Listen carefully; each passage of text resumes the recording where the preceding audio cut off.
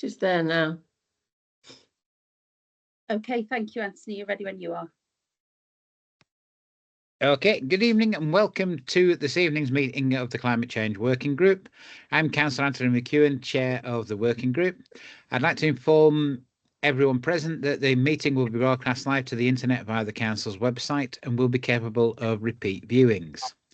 The images and sound recordings may also be used for training purposes within the Council.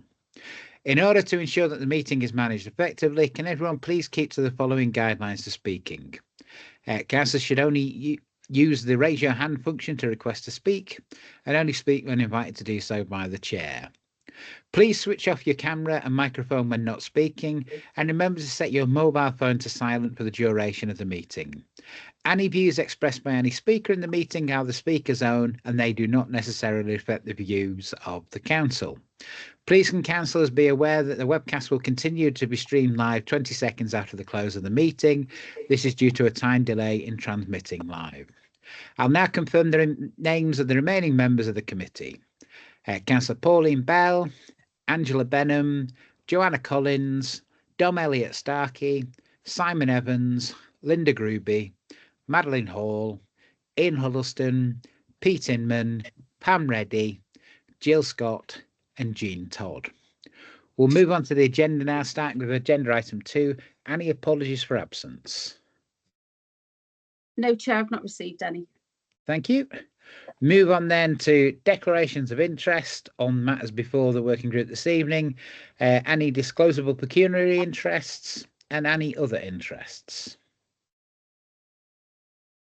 I see no hands, so we shall move on again to the minutes of our previous gathering. Are they okay? Do they accurately reflect the last gathering? Yeah, propose that. Thank you. Seconded, Joanna. Thank you, Joanna. Are we all okay with those? I see no dissenting voices, so we shall move on again to agenda item 5, which is around 3, in particular, 3 climate change projects happening within the council. And I think Lisa's going to tell us about these.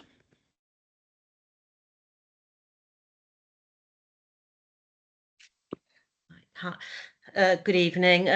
Yes, I've been working. I joined the council in April. The first project that was identified was a delayed project where we'd received some grant from Nottingham on a decarbonisation project, and it was actually meant to start on site in the previous November. So I quickly identified what the problems were and mobilised the contract with the consent of the council. So this was £587,000 worth of grant, which had to be spent by September. But in my meetings with Nottingham, I managed to get that extended to the December. We got approval to award the contract to Seddon Construction, which we did off the Pagabo framework as an approved contractor. We originally intended the project for 43 properties, and then through the consultation, some residents decided to drop out. So we ended up delivering, it started on site, I think in beginning of October, retrofit to 39 of our high peak properties in New Mills and Tintwistle. These were identified because they'd got very poor EPC ratings and they needed some thermal efficiency improvements. So we consulted with the residents. We had an open day. The site was mobilised. We've already received some of the grant, and we retrofitted 39 solars, 39 battery storage for the PV, 39 fans.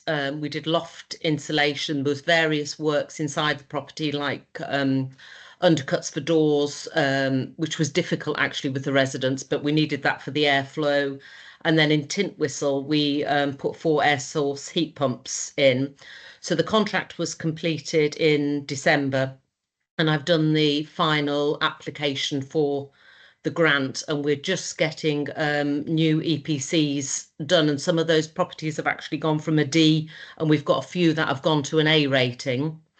There has been a few learning lessons on the contract, especially around resident engagement and our communication with them on the technology. So that's ongoing at the moment. So we're back on site, and there's been a few snagging issues that I've had to pick up with Seddons since it's ended. So that's something that we can bring forward into future projects. But overall, Nottingham City Council, who were the central local authority for delivering grant in the region, are very pleased that we've managed to get the contract on site, and it's our first project. So obviously, in terms of bidding for future funding, I was very conscious that we needed to deliver this project so that we look credible for any future bids. So it's been completed. There's again some learning lessons. So we'd got £587,000 worth of grant. We've had to put a little bit of our own money in that in terms of initial assessments, design, and some of the accreditation that we'll get at the end, which came to 47,000. But overall, it's gone extremely well. So we're just finishing off the snagging, and the grant claim is in, and Nottingham are very pleased with our performance, and quite staggered that we managed to mobilise it in such short timescale. And I know I've had the support of the council in that, because obviously it was so delayed before I had started the project that it was imperative that we delivered it. So that project's completed. And then obviously I'm working on other things with the council, but there was the Regen team had got some grant awarded from the UK Shared Prosperity Fund, which is to help alleviate tenants that might be experiencing fuel poverty or problems with their electric and gas bills. And obviously the assets team sit near to the Regen team. So whilst we were in the office one day, they sort of said, we've got this grant that's not spent, and we're in danger of, I think it had to be spent by February, and none of it had been allocated. But the reason they'd struggled to deliver it is because I think they'd had some staffing resources, and they couldn't find any projects that would meet the criteria, because it had to hit 500 properties to be eligible for the grant. So rather than return the money, that we came up, because it had to be energy efficiency measures, we came up that initially that we'd deliver LED lighting to all our properties in High Peak Borough Council, which I think probably we were one of the few councils to have done. So all residents got LED lighting packs, and then we went into the sheltered schemes, and any people that were vulnerable, Alliance North, our partner contractor, installed all the LED lightings. Then we took that, although a very small project, it was quite a quick win in terms of the carbon offset that the new LED lighting would do, and the energy efficiency measures. So that was delivered to 3,500 properties and all our sheltered schemes, and that actually has gone very well, and we've had positive feedback. We've been working alongside with Gillian with Marsh's Energy to give residents advice on energy efficiency. Then we supplied, I think we've probably all seen them, the thermometers to homes to help people understand how to stay at an ambient temperature in their home without increasing their fuel costs. We've still got some more funding to do. So again, we've had an extension till the end of March. So we've worked at looking at Queen's Court, which is a sheltered scheme that we own, to put in solar PVs for the communal electric. So that's another 37, and this is all 100% grant funded. And then I've been working at Northlands, another sheltered scheme, to put in 2 new communal boilers, again very energy inefficient at the moment, so we're going to be improving that, and that's 60,000. There's still some money left. So what we have done is that, following some of the feedback on the 39 properties that we retrofitted at New Mills and Tintwistle, the properties at Tintwistle, there's I think it's 1 to 6 St Matthew's Close, had got failed cavity wall insulation. So we've used some of that money to go back, and they're on site now, our own partner contractor, Alliance Norse, to fit external wall insulation to help some of the problems that we've had with the technology. So we're going to roll the remaining 60,000 out around that area to do other properties that need external wall cavity wall insulation. So I think that it's coming out, Alliance Norse quoted about £1,800 per property. So we're going to put together a programme this week, because the contractor is already on site, to roll that out and to utilise all the final amount of the UK Shared Prosperity Fund. And probably very, very similar to the funding from Nottingham, that with the UK Shared Prosperity Fund, that if we don't deliver, it affects our ability to gain free grant for next year. So I think the Regen team are quite pleased that they've worked with the assets team, and they can show all the outputs that they need to demonstrate for the grant. So those are the two projects that have been running at the moment. And then obviously the major one that has just been announced is the Warmer Homes Fund, which is a government initiative which was open to all local authorities and housing associations in the country to help retrofit their homes to make them more thermally efficient. Originally, the government had announced that there was £1.2 billion worth of grant available to local authorities and housing associations, which was going to represent about 50% of the capital costs.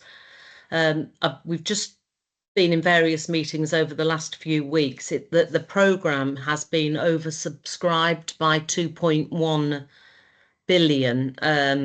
So we've all been asked to go back and look at reducing the grant by 40%. So we can either do that by doing less properties, or we have to put more capital in. So that's going to be a decision that I'm going to have to bring to the executive and the council in the next few weeks once I've finished the modelling. So it's definitely oversubscribed. We worked with the Midlands Net Zero Hub, so we've gone in on a consortium bid with some of the local authorities in the area, like Nottingham and Derby. Some of the smaller local authorities haven't applied in time, but we've put together a bid under the umbrella of the Midlands Zero Hub, because that gives us much more likelihood of receiving the grant. So we will get a consortium bid and a grant allocation. Now, originally we thought we were going to do 122 homes that would be retrofitted. So 110 of those can receive £7,500 grant, and then we have to match fund the other 7,500. And then we'd put in 12 low carbon heat incentives. So that's air source heat pumps, and that's 100% grant funded. So about £20,000 for those properties. But if the modelling comes out, and I've been looking at it today, whether we can afford to match fund again the 122, because we'll be putting 60% capital in. If we went on the current 3-year programme and what we were match funding, which was I think about £900,000, we would have to reduce our bid to 74 properties. But I still think it's a great opportunity, because obviously we've got a lot of properties that have got EPC ratings below C, just because of the very nature of some of the stock, you know, the age profile, sort of 1960s, that is struggling with thermal efficiency. So really it was just an update on the two schemes that I've delivered. So the 585,000 grant for Nottingham, which has been successful, but we've got some learning lessons about the use of the technology once installed. The UK Shared Prosperity Fund, which has gone into LED lighting, PVs, communal boilers, and cavity wall insulation. And then obviously this sort of quite major bid that we've got coming up, which I think the outcome is going to be in the next few weeks, but I'm quite hopeful because we've gone in on a consortium bid that we should get some allocation, even though it's a massively oversubscribed programme for 3 years. I think that's about it in a nutshell. I tend to race through it all, so you'll have to forgive me. Is that okay? No, Councillor that's McKeon? great. Thanks, Lisa. Yeah, I'll take questions. Any questions or comments? Yes, yes, yes, yes. Gillian?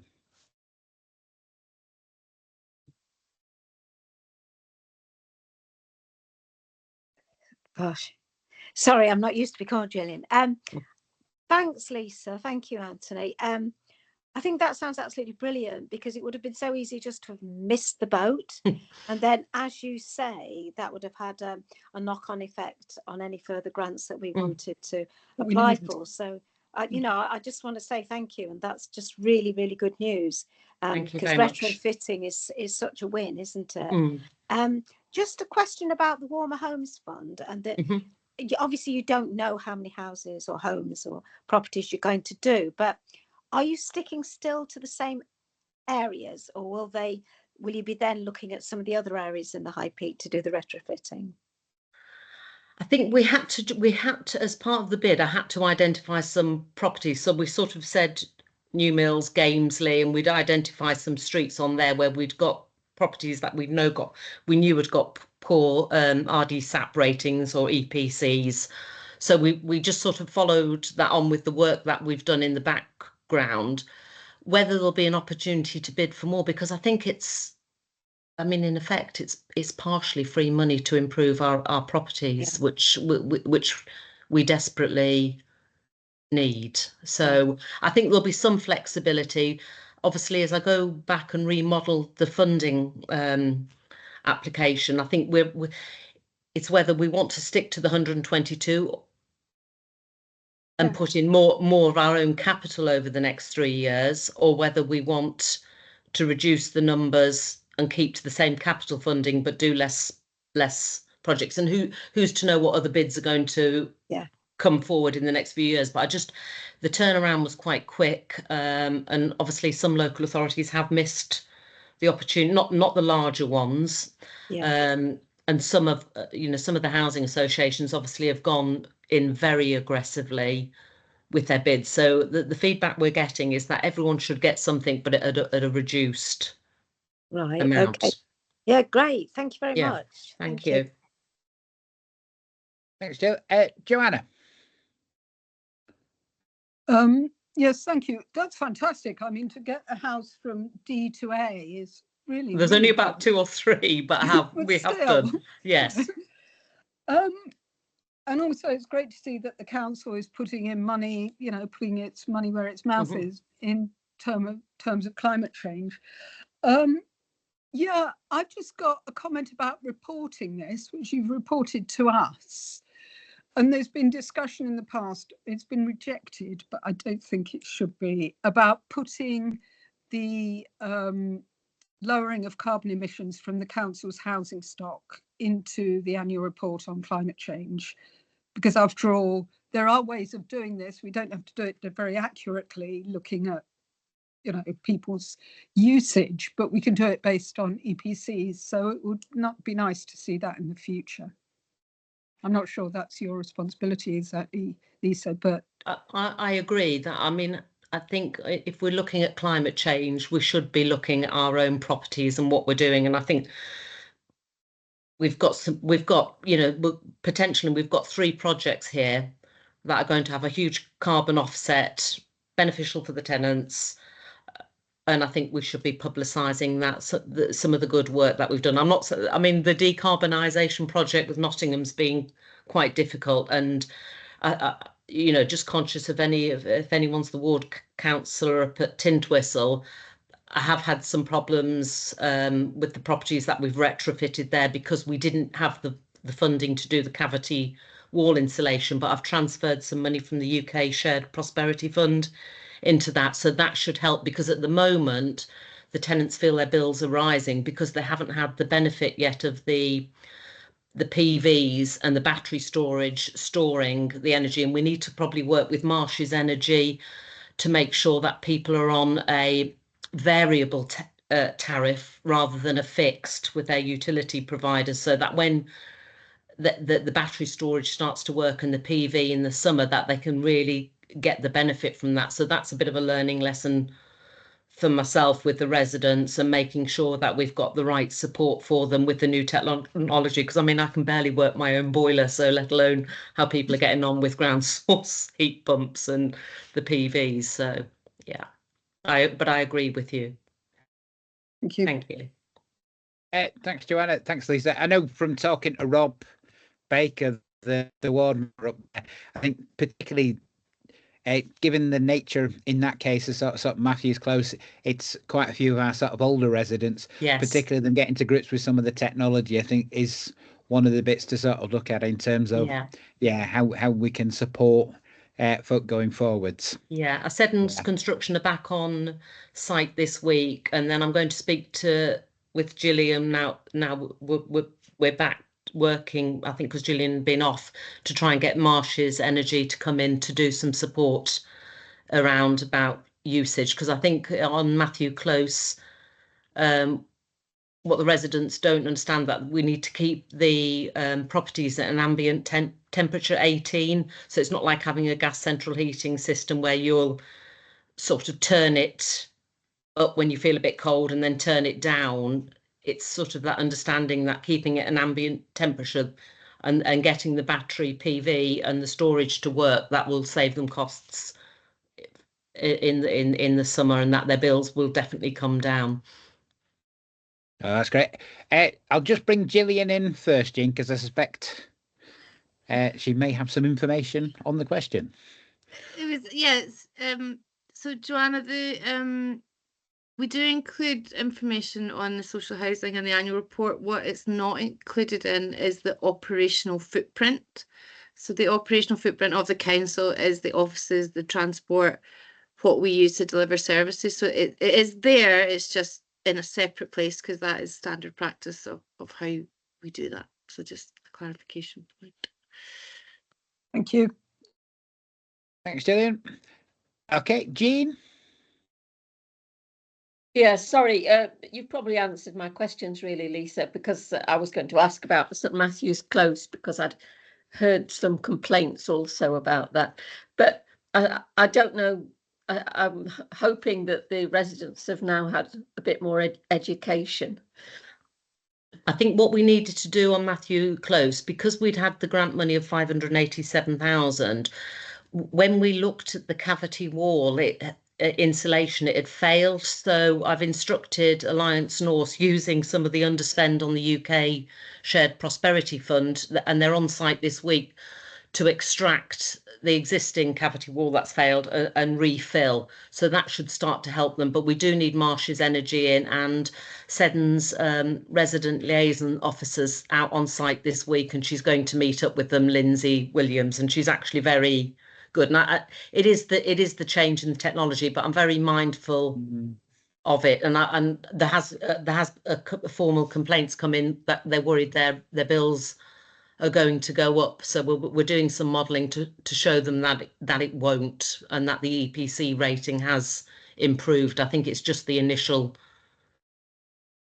teething problems of that, especially around the air source heat pumps, and obviously because the project started late, we haven't had the benefit of the summer and the battery storage from the PV that'll then kick in the next few months, because the energy will have stored, so they can utilize that in their properties.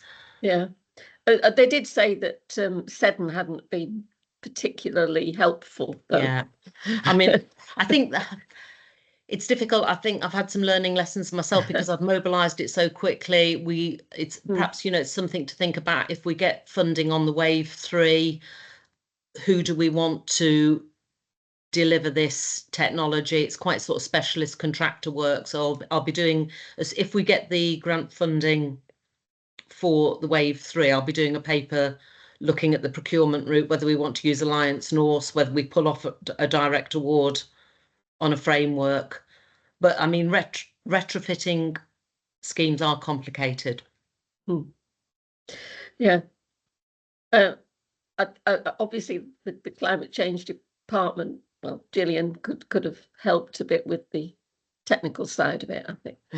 Okay, thank you. I think it's just because it's been mobilised so quickly so that I didn't breach the grant funding. So, you know, I started a sort of £600,000 contract in site in October, and I literally got 8 weeks to turn it around and get it completed and get the grant in. So I think we could do a lot more with the lead up, the tenants' understanding of the technology to make sure that and supporting them through. So that's a learning lesson for myself.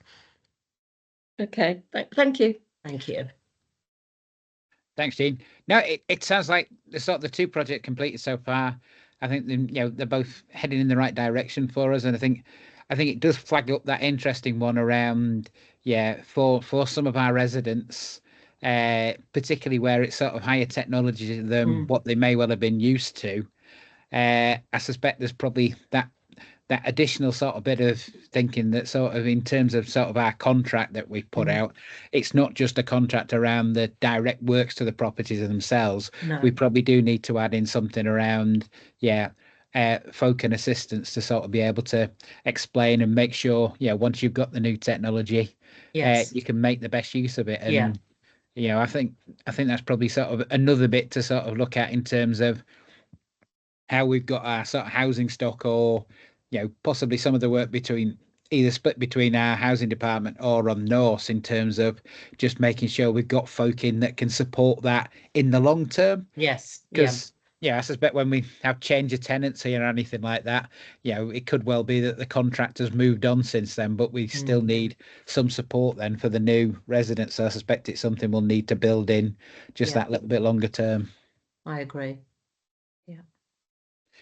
Okay, I can see no further hands or questions. So Lisa, if I can thank you for your presentation to us this evening. Good. And I think we can let you escape. Oh, I shouldn't say excellent, but thank you very much. Okay, thank you. All right. Bye-bye. Bye. Thanks. Bye.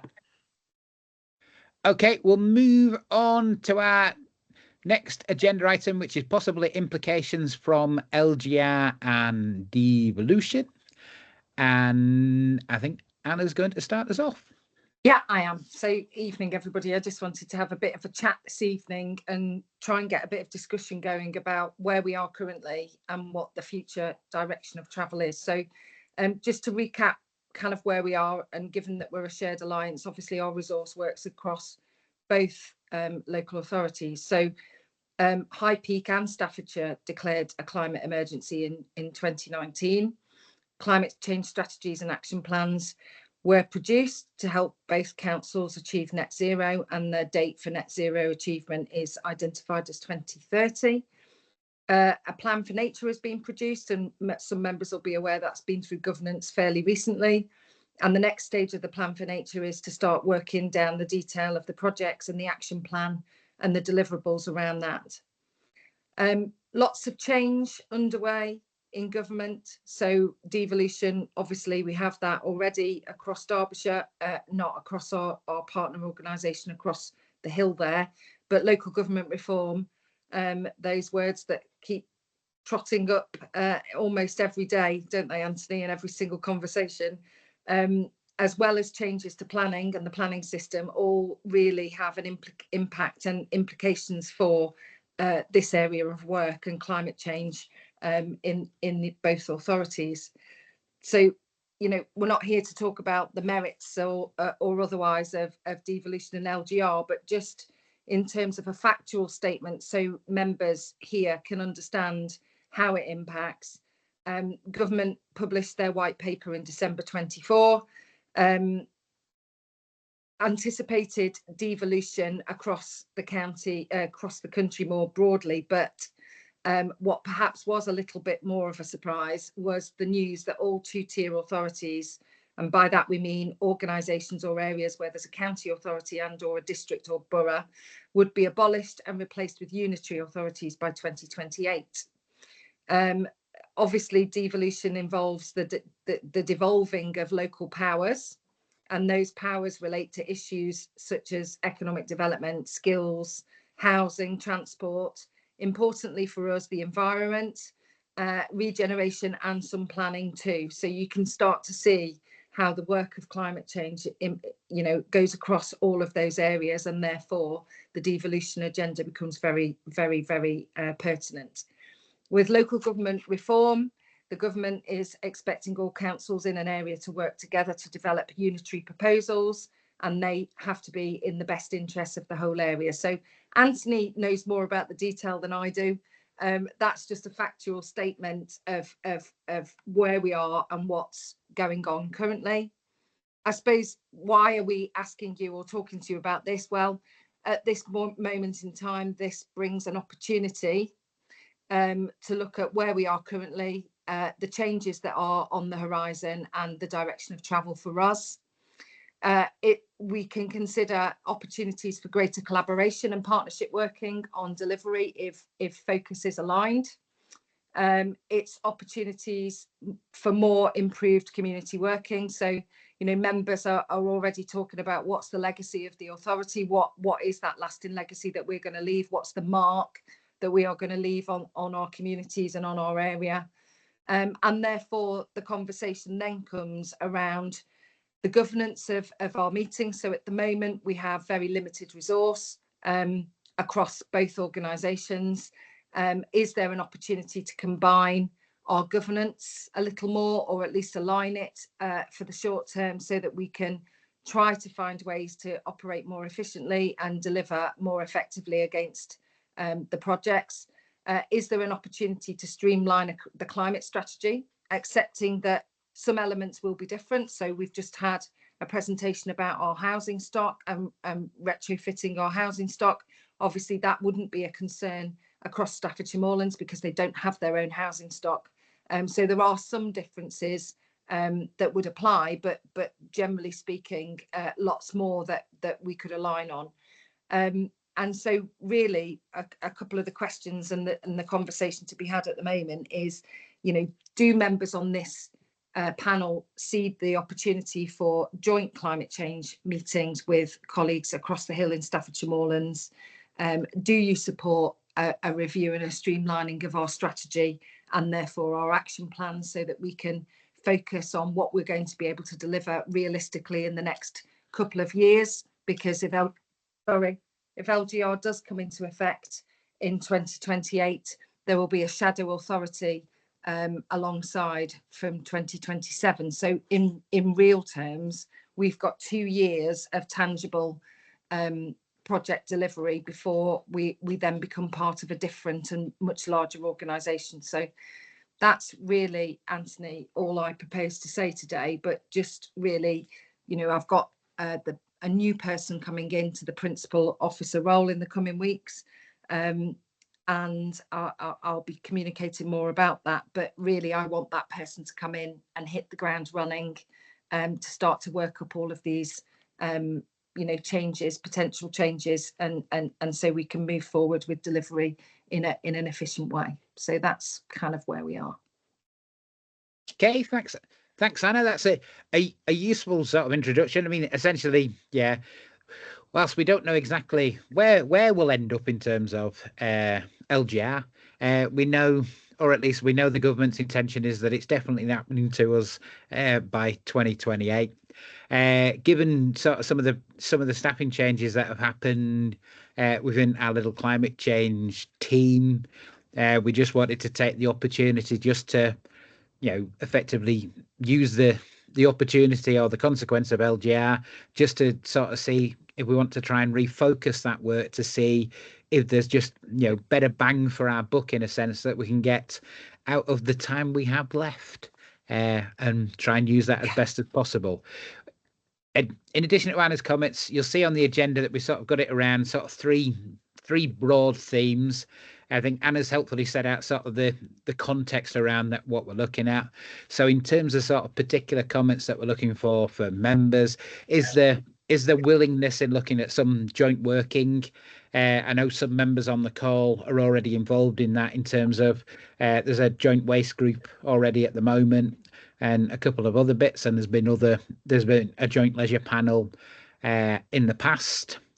And then just also in terms of sort of our existing strategy, are members okay that we start to look at just focusing a little more sort of in focus in terms of the action plan on actions that can be in the next couple of years, but also it'll then sort of take a wider look in terms of what are those actions that we need to be looking at, either sending up to MCA in terms of sort of onwards delivery, or at least sort of, not quite putting to one side, but at least sort of flagging as this is something that will need a longer term approach. And as the new authority plans come together, this is potentially something that we need to be feeding in early to sort of get a good setup around how that can be developed further. And in some cases, it may well be that on a bigger footprint, there are some bits of it that can be worked out better. So it's over to you. Questions and comments? Who wants to start us off? Joanna. Yes, I think what you're suggesting absolutely makes sense, both working with Staffordshire Moorlands. I mean, who knows, they may go first, as we know, but yeah, while we can, working with them on governance and strategy. And looking at the climate change action plan, I mean, there's been talk of sort of revising it wholesale, I think, at one point, but I think that was before LGR was on the scene. So I think it's really looking at it and just picking out what to focus on, as you suggested, and what can realistically be delivered. I've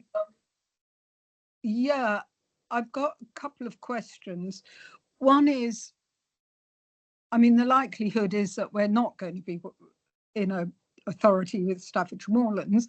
So I think we need to think about working, for example, with Derbyshire Dales, which I think has happened a little bit, who we're quite likely to go in with, I imagine, whatever happens. I mean, I'm not sure, but, sort of certainly moving along the path of working with authorities who we're likely to go in with so that we can have a joint approach to whoever the unitary is. And I mean, you talked about pushing things up to MCA.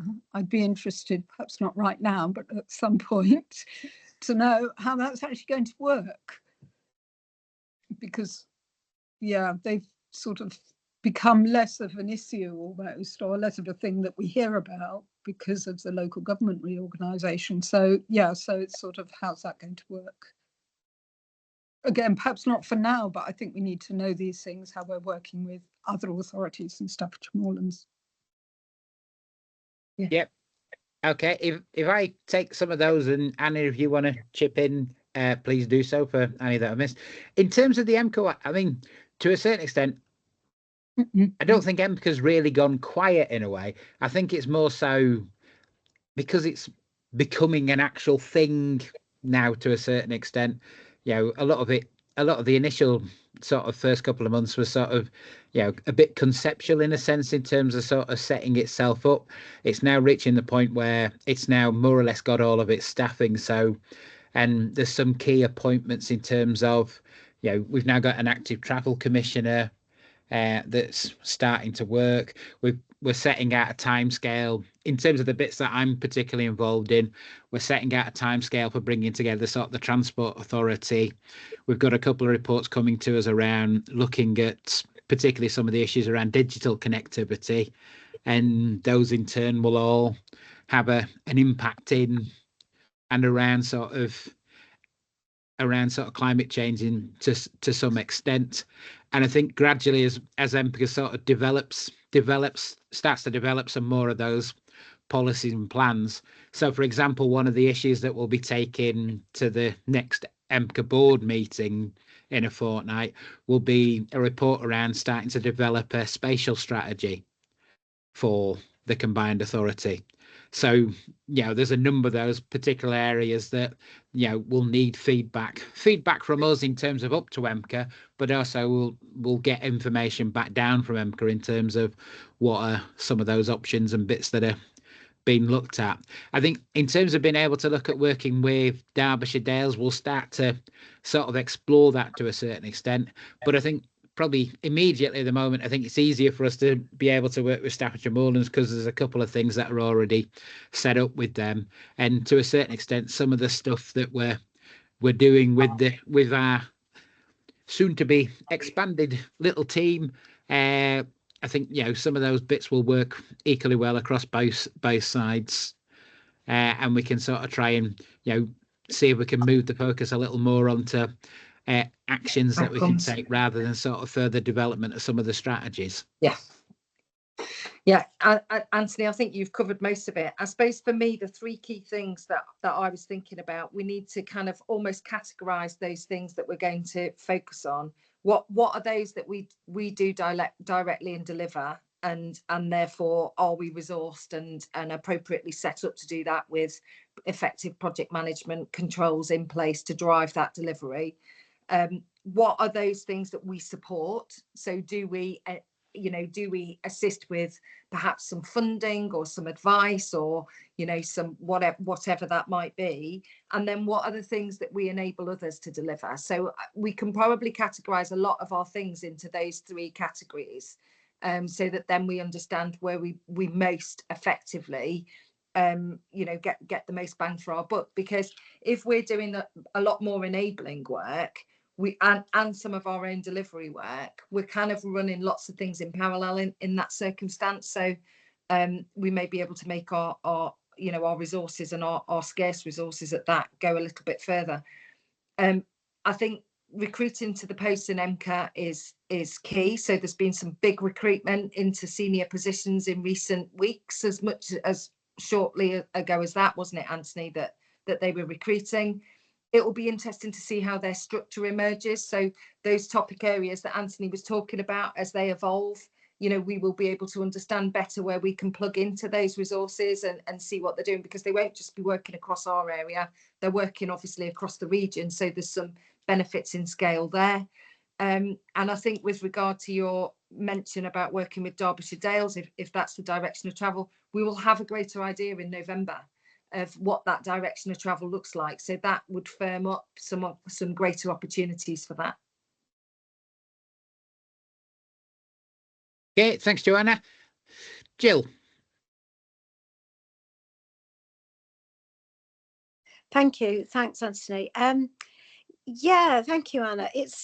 I don't know if I'm giving an opinion or asking a question here, but I completely agree with what Anthony said about the transport and MCA and the appointment of a active travel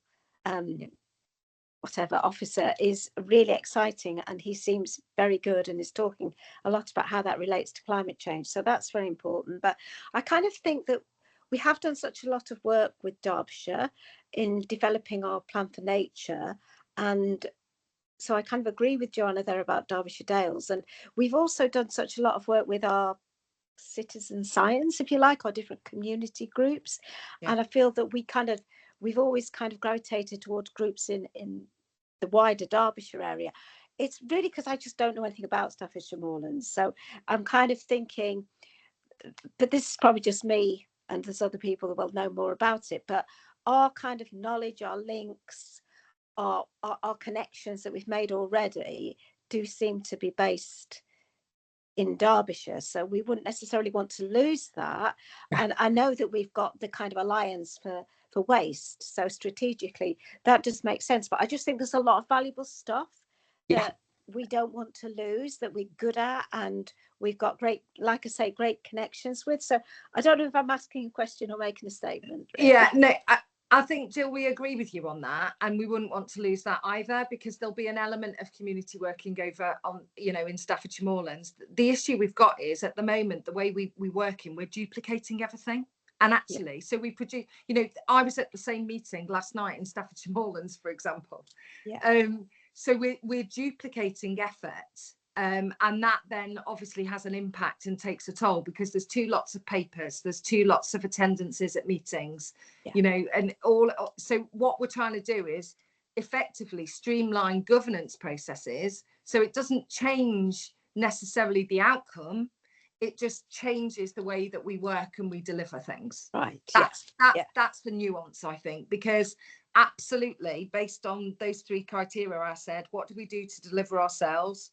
what do we support either through funding and or advice or other things, and what do we directly enable in the communities? I mean, those things have to carry on both sides. It doesn't matter, you know, whether it really is just about streamlining to help officers.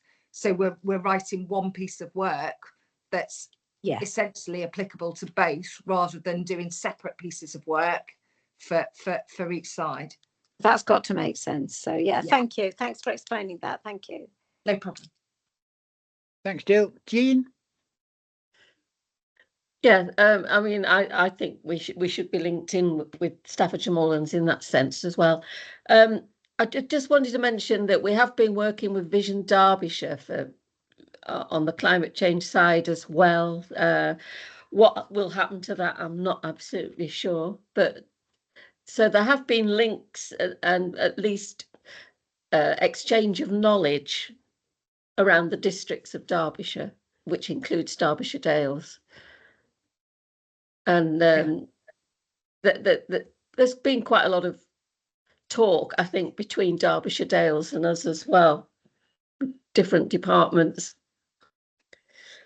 So I think, Jean, I think what would be useful, and this was certainly one of the conversations that came out of the meeting last night, is that we really need to have a network mapping exercise of all of these key organisations and individuals, because I don't think we've got that written down anywhere in a single place. So I do think that would, something like that would be a valuable piece of work to do. And that, like I said, that was certainly mentioned at yesterday's meeting. So I think perhaps that is something that we do need to take away. Well, it was also the community group network, of course, the High Peak Green network. Yeah. Okay. No, I think the intention is sort of not to stop any particular pieces of work where they're already ongoing. I think in some cases, there's a slightly different approach in terms of how the Staffordshire Moorlands Climate Change Working Group, they've got a slightly different network of connections, and I think it's trying to utilise those as both as much as we can do. So learn from each other. And although sort of the spectre of LGR is sort of on the horizon, there's still a day job to do until the point there isn't one. If that makes any sense. Also, with the funds that we've been looking at, sort of sharing out with different groups, like the UK SPF Energy Fund and our smaller climate change fund. I mean, that obviously we gain information from those as well. So and it's spreading our wings, basically, isn't it? And we're just working. It's been confirmed that there'll be another year of UK SPF, and we're just working through the processes now at the moment to see what the allocations will be between different schemes, or setting that process up at the moment. So we expect to have a report back on that in the near future. Okay, great, thanks. Okay, any more comments or questions? So in terms of sort of looking at a joint working group, are there any objections? It's not quite speak if now or forever hold your peace, but we're not far short of that point. Well, what we'll do, Anthony, is we'll put together a schedule of what it looks like, and we can circulate it so members have got opportunities to think about it. Okay, I'm seeing no further hands or comments for now. So just in terms of the item we've got as next steps, as Anna's just mentioned, we'll get that sort of schedule of things sort of worked up. What it will possibly mean is that we may only just have one further meeting of the group in this format, because traditionally we sort of, if we're doing these type of changes, we usually do them in May for the annual meeting. So I suspect, given that there's at least one or two folk on the call at the moment that may well be involved in electioneering activities over the next month or two, so may well have their focus elsewhere. But we'll get those details. We'll get those details drawn up. We'll get the next meeting sort of timetabled in the next week or two, and we'll take it from there. Anthony, if I may, we've got One other matter of business just to mention, for those of you that don't know, Gillian will be leaving the authority at the end of March, and I think it's only appropriate that we give her a vote of thanks for all of the work and the service that she's provided to the authority. Very much so, yeah. Jean, do you want to say a few words? Well, yeah, I'm sad to see Gillian leaving, but I'm hoping she'll have a great career onwards. And yeah, thanks for all the hard work.